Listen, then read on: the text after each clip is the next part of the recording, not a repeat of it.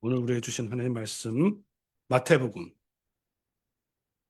8장 14절에서 17절 말씀입니다.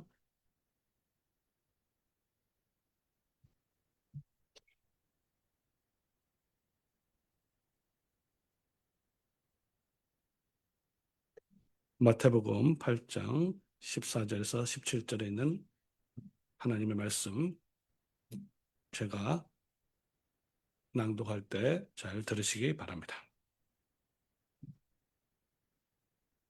예수께서 베드로의 집에 들어가사 그의 장모가 열병으로 앓아 누운 것을 보시고 그의 손을 만지시니 열병이 떠나가고 여인이 일어나서 예수께 수종들더라. 저물매 사람들이 귀신 들린 자를 많이 데려오고 예수께 오거늘 예수께서 말씀으로 귀신들을 쫓아내시고 병든 자들을 다 고치시니 이는 선지자 이사야를 통하여 하신 말씀에 우리의 연약한 것을 친히 담당하시고 병을 짊어지셨도다 함을 이루려 하심이니라. 아멘. 오늘 읽은 말씀으로 우리의 병을 짊어지셨도다 라는 제목으로 주의 말씀을 증거하겠습니다. 마태복음 8장, 오늘 우리가 읽은 이 8장의 앞부분은 치유하시는 예수님을 봅니다. 모두 전반부에는 이제 세 가지 병치유가 있습니다. 첫 번째는 더러움 나병 환자를 고치고 문둥병 환자를 고치고, 두 번째는 이방인이었던 백부장의 하인을 고치셨고, 오늘 마지막으로 베드로의 장모를 열병을 고쳤습니다. 우리 어린 친구들 잘 기억하세요. 세 가지예요, 세 가지. 그렇죠? 더러운 나병을 고치시고 백부장의 하인을 고치시고 그 다음에 마지막에 베드로 장모의 열병을 고쳤습니다. 오늘 이 열병을 고친 것을 한번 잘 볼 거예요. 이거 이해를 돕기 위해서 앞에서 일어났던 일을 간단히 설명하면 다음과 같습니다. 마태복음에 따르면 이제 5장, 6장, 7장, 그렇죠? 예수님께서 산에서 그 유명한 산상수훈의 말씀을 다 증거하셨습니다. 산에서 다 증거하신 다음에 산에서 내려왔어요. 내려왔습니다. 내려오자마자 가버나움이라는 성이 있는데 그 성 외곽에, 성 바깥에서 나병 환자를 고쳤습니다. 그 다음에 예수님은 가버나움 안으로 들어갔겠죠. 안으로 들어갔어요. 안으로 들어가셔서 로마, 우리 지금 원수죠. 우리나라의 원수였던 일본 사람이라 할 수 있습니다. 그 백부장의 하인을 그냥 말씀으로 고치셨어요.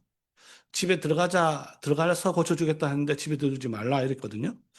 자, 그리고 나서 예수님은 베드로의 집으로 들어갔습니다. 이제 이걸 보면은 이제 이 마태의 흐름을 알 수 있겠죠. 예수님께서는 산에서 있다가 내려오시고 성 밖에 있다가 성 안으로 들어오시고 그리고 마지막으로 베드로의 집에 들어갔다. 그래서 베드로가 가장 마지막 타겟이라는 것을 알 수 있습니다. 예수님께서 하나하나 하나님의 나라를 확장해 가는 것을 이 말씀을 통해서 알 수 있습니다.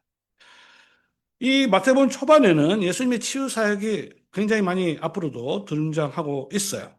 그래서 마태복음 9장에 가면 이 치유 사역이 계속 확장되다가 회당장 야이로의 딸을 죽음에서 건지는 것, 그리고 두 소경의 눈을 뜨는 것으로 절정에 이르게 됩니다. 이런 부분을 성경에 읽으면 이제 이런 생각이 들죠. 야, 예수님은 그렇죠? 병을 고치기 위해서 왔나? 이런 생각이 들 정도로 그렇게 병자들 많이 고쳤습니다. 실제로 예수님은 이 치유 사역, 병을 고치는 사역은 예수님의 사역 중에서 굉장히 중요한 사역이었습니다. 이게 사실 다른 뭐 교주들하고 틀리죠. 예를 들어서 부처도 뭐 병을 고쳤다 이런 말 없거든요. 마음의 뜻 이런 거 없습니다. 공자도 뭐 병 고쳤다는 말 없어요. 우리가 믿는 예수님만이 거의 유일하게 병자들을 이렇게 많이 고쳤습니다. 자, 그러면 이렇게 치유하시는 예수님, 이 모습을 우리가 어떻게 보아야 되는가? 아마 이렇게 생각할 수 있겠죠. 야, 우리도 예수님을 잘 믿으면 어떤 병도 낫지 않을까? 이런 소망을 가질 수 있을 것입니다. 실제로 그런 이런 믿음 때문에 교회 안에서 특별히 병자들 많이 낫는 것을 보게 되는 것이죠. 더 나아가서 어떤 사람들은 나만 병 나을 게 아니라 나도 예수님처럼 병 낫는 은사를 가지고 다른 사람을 많이 고쳐주면 얼마나 좋을까? 이런 기대, 특별히 목사들이 이런 기대를 굉장히 많이 합니다. 마태복음 10장 1절을 보면 예수님께서 사도들을 부르셨는데 사도들 부르시고 나서 그에게 특별히 병 고치는 능력도 주셨습니다. 이야, 그러면 이 예수님께서 오늘날도 뭐 저에게 아니 우리 담임 목사에게 병 고치는 은사 조금이라도 10분의 1만 주면 야, 우리 교회가 얼마나 급성장할까 뭐 이런 생각도 들 것입니다. 자, 근데 우리가 주의해야 될 게 있죠. 그건 뭐냐? 예수님께서 어떤 일을 행하셨을 때 그게 우리 보고 따라하라고 그렇게 하셨을까? 그거 아니죠. 예수님께서 어떤 일을 행하셨을 때는 이것을 우리 보고 따라하기 위해서 한 게 아닙니다. 예수님께서 가장 중요한 것은 십자가 사역이면 우리도 뭐 십자가처럼 뭐 못에 박혀야 되냐 이거 아니잖아요, 그렇죠? 예를 들어서 어떤 마술사가 위험한 마술을 합니다. 할 때 그 밑에 항상 밑에 자막이 있죠. 이것을 절대 아이들은 집에서 따라하지 말라. 마술사가 하는 거 따라하면 안 되는 거죠. 예수님도 마술사는 아니지만 이렇게 예수님의 치유받는 거, 그 다음에 십자가에 달리는 거, 이런 모든 구속사역들은 우리 보고 따라하도록 하는 것이 아니고 오히려 이렇게 예수님처럼 하는 것이, 예수님처럼 따라 흉내내는 것이 신앙생활에 매우 위험하다는 것도 기억해야 하겠습니다. 자, 그런데 오늘 본문이 특별히 병 고치는 사역과 관련해서 중요한 것은 다른 어떤 본문에서 나타나지 않는 건데 그건 뭐냐면 예수님께서 왜 이와 같이 병자들을 고치셨는가라는 이유를 가장 분명하게 설명하고 있기 때문입니다. 만약 오늘 이건 이 말씀이 없었다면 우리는 예수님께서 왜 그렇게 고치셨는지, 예수님 그냥 뭐 병 많이 고치는 그런 용한 의사인가 보다 이렇게 생각할 수도 있을 것입니다. 그러니까 만약 이 본문이 없었다면 예수님의 치유 사역은 그냥 대단한 어떤 재미있는 그런 기적 이야기에 지나지 않을 것입니다. 자, 그런데 오늘 본문이 그 이유를 분명히 밝혀주고 있죠. 그 이유는 뭡니까? 이사야 선지자의 말씀을 이루도록 하기 위한 것이다. 그렇죠? 그리고 특별히 무엇을 이루기 위해서 우리의 병을 짊어지셨다 하는 그 말씀을 이루도록 하기 위함이다. 이 말씀이 어떤 의미가 있는지를 살펴보도록 하겠습니다. 자, 예수님의 이 치유 사역에는 몇 가지 특징이 있어요. 그건 뭐냐면 예수님은 자신의 권위, 자신의 능력으로 고쳤습니다. 보통 이제 어떤 신유 은사 뭐 이런 사람들 가보면 뭐 병을 고치기 위해서 별 어떤 뭐 이런 거 막 행위들을 많이 하잖아요. 예수님 그런 것 없이 말씀으로만 고치고 손을 잡아 일으킬 때 일으키시고 자신의 있는 다른 사람의 어떤 능력을 의지하거나 그러지 아니하고 자신의 능력으로 병을 고쳤습니다. 그러니까 예수님께서 원하기만 하시면 바로 병이 나은 것이죠. 바로 앞에는 직접 보지도 않는 그 사람이 믿음이 있는지 전혀 상관없이 전혀 보지도 않는 사람도 바로 주님께서 낫게 하셨습니다. 예수님은 또한 병자들로부터 아무것도 요구하지 않았습니다. 사실 이것은 이제 거짓 선지자와 참 선지자를 판단하는 중요한 기준인데 뭐 예를 들어서 안수 기도해 준다면서 돈 받고 뭐 이런 거 있잖아요. 그거는 100% 거짓 선지자입니다. 근데 이제 이런 하나님 말씀에 대한 이해가 없으면 병이 났는데 돈을 주는 건 말이 안 되는 건데. 그런데 이렇게 생각하는 겁니다. 세상적으로 생각하는 거죠. 야, 불치병, 병원도 못 고치는 병을 고친다는데 돈 100만 원 이게 뭐 이렇게 헌금하는 게 뭐 감사함을 할 수 있지. 만약에 살해를 하지 않는다. 이게 도리어 은혜를 모르는 배은망덕한 사람 아니냐. 이런 말을 하게 됩니다. 물론 예수님도 감사의 마음은 받았지만 이 치유를 통해서 예수님께서 어떤 이득도 취하지 않았다는 것을 기억해야 합니다. 예수님께서 만약에 이 치유를 통해서 돈을 벌려고 했다면 엄청 많이 벌었겠죠. 자, 그 다음에 이 예수님의 치유 사역은 아까 처음에 제가 얘기했지만 마태복음의 산상수훈이 끝나고 나서 바로 이어집니다.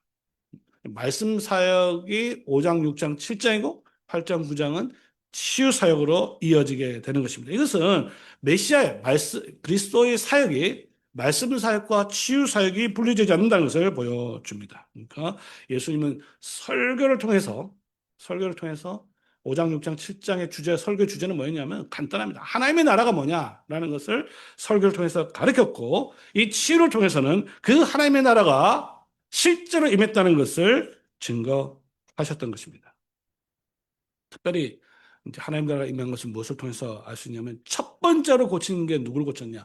나병 환자를 고쳤죠. 나병 환자. 문둥병을 고쳤습니다. 문둥병은 다른 병하고 틀려요. 똑같은 병이라고 다 똑같은 게 아닙니다.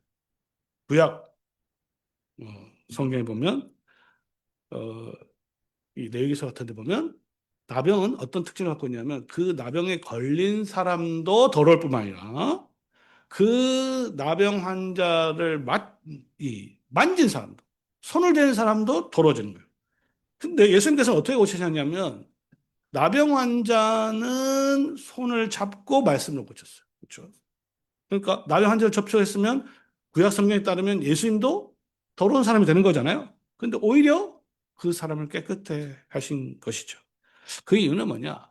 바로 예수님이 단지 인간이 아니라 거룩과 추함을 결정하는 하나님 그분이시기 때문이었습니다. 그래서 이 나병 환자의 치유를 통해서 예수님은 자기 자신이 자기 백성을 거룩해 하시는 하나님이라는 것을 보여주신 것입니다. 예수님은 심지어 이방인들도 그렇죠. 이방인들도 고쳤어요. 이스라엘을 지배하고 착취하고 억압했던 그중에서 가장 뭐 두목은 아니지만 뭐 간부쯤 되는 백부장이 되는 큰 권력을 진 그 로마인의 부활을 말씀으로 고쳐 주셨습니다. 그래서 백부장이 너네 집에 가겠다, 집에 가겠다 했지만 집에 오는 것은 내가 감당치 못하겠다. 그래서 말씀만 해달라. 그래서 예수님 말씀으로 그 보지도 못한 부활을 고치셨던 거죠. 근데 예수님은 그때 그 백부장, 이방인의 믿음을 굉장히 가장 크게 칭찬하셨습니다. 어떻게 칭찬했냐면 11절에 보면 너에게 이르노니 동서로부터 많은 사람이 이르러 아브라함과 이삭과 야곱과 함께 천국에 앉으려니와 이방인들이 아브라함의 자녀가 된다는 거예요. 나라의 본 자손은 너희 이스라엘 백성들은 바깥 어두운 데 쫓겨나서 거기서 울며 이를 갈미 있으리라 라고 말했습니다. 그러니까 예수님의 치유 사역은 또 한편 어떤 특징을 갖고 있느냐? 이스라엘 백성들에 향한 경고의 의미도 있다는 것을 우리가 보게 됩니다. 자, 이 점에서 사실 이제 베드로의 장모와 그렇죠? 백부장은 조금 대조가 있는 거죠. 백부장은 자기 집에 오는 걸 갖다가 이렇게 부담스러워서 오지 마십시오. 이렇게까지 만류했는데 베드로는 이제 자기 장모 예수님은 자기 집으로 들여 보내는 것을 보게 됩니다.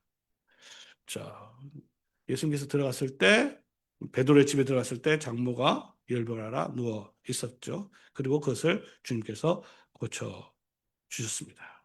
만약에 베드로가 예수님께서 그 고치시는 만약 장면을 봤다면 어떻게 했을까요?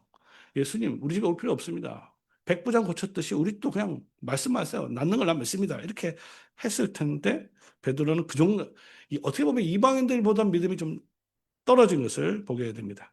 어쨌든 예수님은 이방인이나 유대인이나 뭐 전혀 상관하지 않고 장소도 상관하지 않고 하나님께서 자신의 택한 백성들을 하나하나 모든 사람들 다 고쳐 주셨습니다. 우리 저녁이 됐을 때 그렇죠? 귀신 들린 자, 병든 자 다 왔을 때 모든 사람을 다 고쳐 주신 것입니다. 베드로의 장모가 열병으로 치유됐던 이 이야기는 사실 마가복음에도 있고 누가복음에도 있어요. 그만큼 중요한 사건이라고 할 수 있죠. 자, 이 사건에서 특별히 우리가 주목하는 것은 뭐냐면 베드로의 장모가 치유를 받은 다음에 뭘 했느냐라는 것입니다. 무엇을 했죠? 병이 낫고 나서 예수님을 수종들었다. 수종들었다 이 다른 이제 섬겼다. 특별히 이제 식탁 봉사를 의미하는데 자, 여기서 치유와 섬김이 연결되는 곳은 여기가 유일합니다. 딴 데는 예수님께서 치유하시잖아요. 치유하면 그냥 자기 집으로 돌아갔더라. 뭐 그래 끝나요. 예수님 따라다녔더라 정도. 그러나 베드로의 장모는 치유를 받은 다음에 예수님을 계속 수중했다. 예수님을 따라다니면서 특별히 그 가버나움 안에 있는 베드로의 집이 어떻게 복음의 센터가 되는 역할하고 사람들이 많이 왔을 때 그 사람들을 섬기는 그 역할을 했다는 것입니다.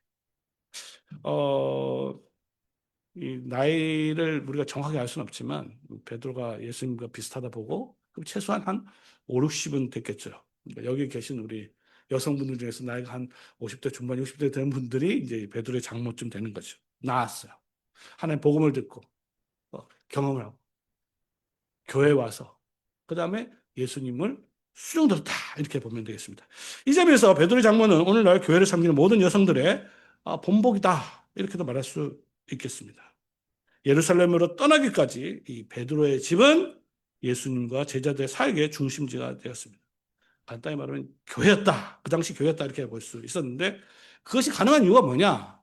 바로 베드로의 장모의 이 장모의 섬김이 있었기 때문이었습니다. 자, 예수님께서 베드로의 장모를 고친다는 안식일이었습니다. 이건 마가복음에 보면 알 수 있는데, 그러니까 이 소식이 이제 쫙 퍼지죠. 병을 고친 게 쫙 퍼지니까 저녁이 되자마자 이제 저녁까지는 이제 안식일이니까 이제 고칠 수 없잖아요. 그래서 저녁 때가 됐을 때, 저녁 안식 끝날 때 오게 되었습니다. 예수님께서 계신 곳에 몰려왔는데 귀신 들린 자뿐만 아니라 모든 병자를 고쳐 주셨습니다. 자, 그리고 나서 그 이유를 이렇게 설명합니다. 마태가 이사야 53장, 그 유명한 이사야 53장 4절을 인용하면서 설명하는데, 우리의 연약한 것을 친히 담당하시고 병을 짊어지셨다. 네. 히브리어는 이거 사실 이제 시거든요. 시는 이제 병행법이라 해서 똑같은 말을 다른 말로 표현합니다. 연약한 것을 짊어지신 것과 그 다음에 병을 짊어지신 건 사실 뭐 같은 말이라고 볼 수 있어요. 근데 이 이사야 선지자 이 인용을 좀 정확하게 이해하는 것은 쉽지가 않습니다. 왜냐하면 이제 이사야 54장 4절 전부를 인용하면 그는 우리의 질고 병을 지고 우리의 슬픔을 당했다. 그런데 우리는 생각하기를 그는 징벌을 받아서 하나님께 맞으며 고난을 당한다 하였다. 그러니까 이사야 선지자는 지금 병을 짊어졌고 병을 대신 짊어졌고 그 다음에 슬픔을 당했다는 것인데 이 예수님은 지금 병을 짊어진 것도 아니고 병을 걸린 것도 아니고 병을 치료해 줬는데 병을 치료한 것과 병을 짊어진 게 어떻게 같으냐? 어떻게 이것이 이렇게 적용이 되냐? 이렇게 질문이 생길 수가 있는 것이요. 그렇기 때문에 이 구절을 올바로 해석하기가 쉽지가 않습니다. 자, 그러면 한번 생각해 보면 이게 뭐 그냥 갖다 붙인 거냐? 마태가 그렇지는 않습니다. 일단 우리가 우리의 병을 짊어졌다 했을 때 우리가 도대체 누굽니까? 우리인가요? 저거 일단 그건 아니죠. 물론 넓은 의미에서는 우리라고 할 수 있지만 이사야 선지자가 우리의 병을 짊어졌다고 했을 때 그 우리는 일단 우리가 아니에요. 우리가 아니라 1차적으로는 이스라엘 백성들이죠. 이스라엘 백성들 어떤 이스라엘 백성들이냐? 범죄한 이스라엘 백성들입니다. 이제 이런 것들 우리가 이걸 잘 구분하지 않고 성경을 읽으면 성경을 마음대로 읽을 수가 있습니다. 이제 성경을 읽을 때 주의해야 되는 게 뭐예요? 너희가 우리, 우리가 우리, 전부 다 그냥 우리한테 다 갖다 붙이면 정말 이상합니다. 너희는 가서 세례를 주고, 그럼 우리도 세례를 줄 수 있나 보다. 아버지 아들 성령 이름으로 세례를 주고, 우리도 세례를 주자, 성찬도 하자, 뭐 이렇게 가는 거예요. 그러니까 이런 게 오히려 하나님의 말씀을 잘 지키는 게 아니라 오히려 하나님의 말씀을 어, 반대로 행할 수 있다는 것을 주의해야 하는 겁니다. 그러니까 성경을 읽을 때 너희 우리를 너무 그냥 성급하게 우리 자신으로 대치시키지 않도록 주의해야 하는 것이죠. 자, 그렇다면 이스라엘 백성들은 왜 병과 질병을 갖게 되었느냐 이것이죠. 뭐 그냥 세상 사람들을 보처럼 우리 다 질병이 다 있는 거 아니냐 이렇게 생각할 수 있는데 여기서 질과 병은 그냥 이 세상에 일어나는 그와 같은 병을 말하는 것이 아닙니다. 그것은 바로 이 질병과 슬픔 또는 병으로 인한 약함은 언약을 배반한, 하나님과 맺은 그 언약을 배반한 죄에 대한 형벌로 이해해야 합니다. 그래서 특별히 복과 저주를 선포한 신명기 28장을 보면 아주 분명하게 나타나 있어요. 조금 길지만 천천히 제가 읽으면 28장, 복과 저주가 선포되잖아요. 신명기 28장에. 너가 만일 이 책에 기록한 이 율법의 모든 말씀을 지켜 행하지 않는다면, 하나님 말씀을 지키지 않고 하나님을 경외하지 않는다면, 그럼 어떡하느냐? 여호와께서 너의 재원과 너의 자손을 특별하게 하겠다. 그 재앙이 크고 오래고 그 질병이 중하고 오래될 것이다. 여호와께서 내가 두려워하던 애굽의 모든 질병을 내게로 가져다가 너의 몸에 들어붙게 할 것이다. 이스라엘 백성들이 애굽에 있을 때 바로의 억압을 받았을 뿐만 아니라 애굽에서도 엄청난 질병이 많았다는 거예요. 무시무시한 질병이 있었다는 겁니다. 그 질병을 하나님께서 너희들의 몸에 쏟아붓겠다. 이렇게 경고하셨습니다. 또 율법책에 기록하지 않은 모든 질병과 모든 재앙을 너희 멸망하기까지 여호와께서 내릴 것이다. 율법책에 기록되지 않는 것까지 다 모든 질병을 다 주겠다. 이렇게 말씀하셨습니다. 자, 그러면 이 이사야 선지자가 말한 이 우리의 질병이라는 것은 하나님의 율법을 어기고 여호와를 경외하지 않은 자들 향한 하나님의 심판이자 저주라고 할 수 있어요. 자, 그렇다면 우리가 질병에서 나았다, 질병을 고쳤다는 것은 단지 병이 나았다는 의미가 아니고 하나님의 그 언약적 저주와 심판으로부터 해방되었다는 것을 의미합니다. 자, 참고로 이제 오해를 막기 위해서 오늘날에 우리가 병에 걸릴 경우도 있잖아요. 야, 우리가 병에 걸리는 것은 다 그럼 죄 때문이야. 이건 아닙니다. 이거가 같이 섞으면 안 되는 거예요. 이런 것은 굉장히 위험한 성경 해석입니다. 그러니까 병에 걸렸으니까 내가 죄 지었나 보다. 이렇게 하면 안 되는 거예요. 요 문맥에서는 하나님께서 그렇게 마태가 그렇게 해석하고 있다는 겁니다. 마태가 인용한 이 이사야 53장 굉장히 중요한 복음의 그 이사야의 핵심이라 할 수 있는 이 이사야 53장의 주제는 이스라엘 백성의 회복입니다. 언약적 형벌로 인하여 회복하는 것이죠. 그 회복 중에 하나가 뭐냐면 병을 치료받는 것입니다. 자, 근데 하나님께서 이 범죄한 이스라엘, 언약을 배반한 이스라엘의 그 병을 어떻게 회복시키는가? 그 회복시키는 방법은 뭐냐면 하나님께서 어떤 종을 택하세요. 이 종의 이름은 고난받는 종이라 보통 이야기합니다. 고난받는 종을 사용하셔서 이 고난받는 종은 당연히 약속하신 메시아가 되는 겁니다. 메시아를 통해서 그 일을 수행하신다라고 되어 있어요. 그리고 그 고난받는 종이 취한 방법이 뭐냐면 그 병을 이스라엘 백성이 그 심판을 받은 그 병을 자기 몸속에 짊어지는 거예요. 고난받는 종은 당신의 백성이 당하는 고통을 외면하지 않고 자기가 해결해야 될 어떤 사명으로, 짐으로 생각했던 것입니다.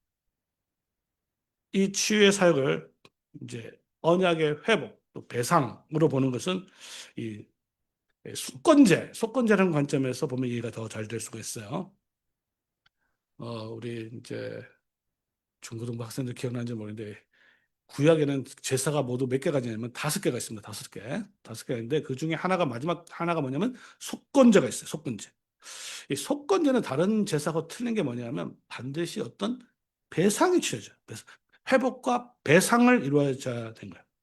배상이 이루어지면 어떻게 되냐? 그 관계가 회복되는 것이죠. 자, 근데 그것이 회복이 언제 이루어지냐 하면 그 고난받는 종이 자신의 영혼을 속건 제물로 드릴 때 그 일이 일어난다는 거예요. 그러니까 앞으로 예수님께서는 십자가를 통해서 속죄제뿐만 아니라 속건 제물을 드리는 거죠. 그런데 그러기 위해서는 배상을 해야 되는데 하나님께 배상하는 그 일이 뭐냐면 당신의 백성들을 치유하는 것이었어요. 그렇기 때문에 예수님께서 치유의 사역을 하셨던 것입니다. 이 십자가의 증인으로서 이 마태는요, 이 예수님의 치유 사역을 보면서 이 예수님의 사역을 보니, 치유 사역을 보니 이사야 선지자가 예언했던 그 고난의 종이 바로 예수님이구나라는 것을 확실히 알았던 것입니다. 그렇기 때문에 오늘 마지막 결론에 우리의 약함을 짊어지시고 우리의 병을 담당하셨도다라고 결론을 내렸던 것이죠. 그러니까 예수님의 치유 사역은 하나님의 나라의 도래를 알리는 신호였던 것입니다. 이것을 제대로 이해하지 못한다면 이 예수님의 치유 사역과 병 잘 고치는 무당하고 무슨 차이가 있겠어요, 그렇죠? 그러니까 우리의 병 고침을 위해서 하나님께 간절히 기도는 할 수 있지만 그 근거를 예수님의 치유 사역에서 찾아서는 안 된다는 것을 우리 성도들이 유념하시기 바랍니다. 오늘 본문은 이 예수님의 치유가 성경을 이루기 위해서라는 것을 강조하고 있습니다. 성경을 이룬다는 말은 예수님이 바로 구약성경에 약속한 메시아다라는 것을 증명하는 것이죠. 이 치유가, 병 치유가 메시아의 중요한 사역이라는 것을 우리는 특별히 에스겔 34장을 통해서 한 번 더 확인하게 됩니다. 에스겔 선지자에 따르면요, 병을 고치는 것은 약속하신 목자가 해야 될 중요한 직무 중에 하나였어요. 34장 16절에 보면 나 주 여호와가 말하노라. 내가 친히 내 양의 목자가 되어 그것들로 누워있게 할 것이다. 그 잃어버린 자를 내가 찾으며 쫓긴 자를 내가 돌아오게 하며 상한 자를 내가 싸매어 주며 병든 자를 내가 강하게 하려니와 살진 자와 강한 자는 내가 멸하고 공의대로 그것들을 먹이리라. 심판한단 말이에요. 그러니까 에스겔서에 따르면 메시아가 오면 어떤 일을 하는지 분명히 가르쳐 주고 있습니다.